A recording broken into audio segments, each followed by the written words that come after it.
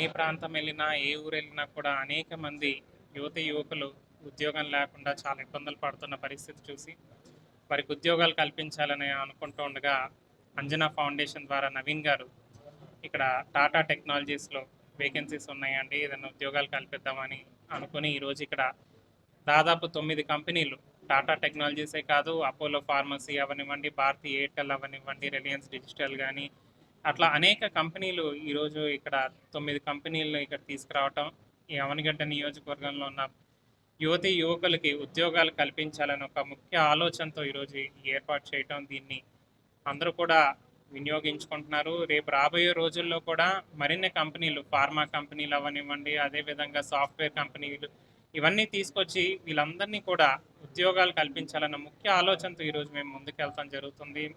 ముత్తుప్రసాద్ గారు ఒకటే చెప్పారు.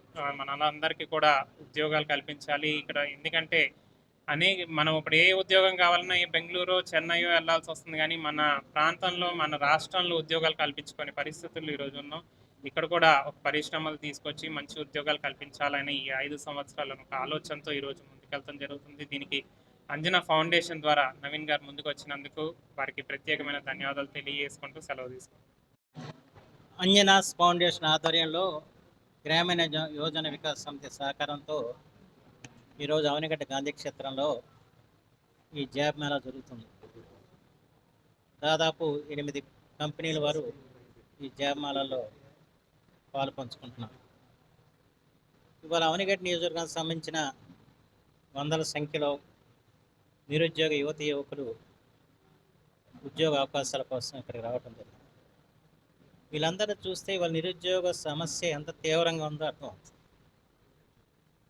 ఇలాంటి పరిస్థితుల్లో మన రాష్ట్రంలో ఉద్యోగ అవకాశాలు సన్నగిలిన స్థితిలో ఇతర రాష్ట్రాలకి వెళ్ళి ఉద్యోగాలు చేయాల్సిన పరిస్థితి ఏర్పడింది.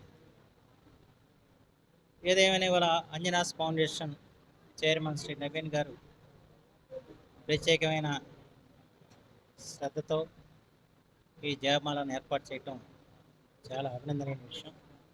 ఇలాంటి జాబమాలను ఇంకా అనేకం జరిపితే తప్ప మన ప్రాంతంలో ఉన్న నిరుద్యోగ యువకులకి ఉద్యోగ అవకాశాలు కలగన్నది వాళ్ళ అర్థమవుతున్న అంశం. ఇంకేత భవిష్యత్తులో కూడా మరిన్ని జాబమాలాలు నిర్వహిస్తారని చెప్పి నేను ఆశిస్తున్నాను. ఈ రోజున దీంట్లో పాలు పంచుకున్న వారందరికీ కూడా మంచి భవిష్యత్తు కలగాలని, మంచి ఉద్యోగ అవకాశాలు కలగాలని, వచ్చిన అవకాశాలను వినియోగించుకొని తమ ప్రతిభతో ముందుకు సాగాలని చెప్పి నేను మనసారా కోరుకుంటున్నాను.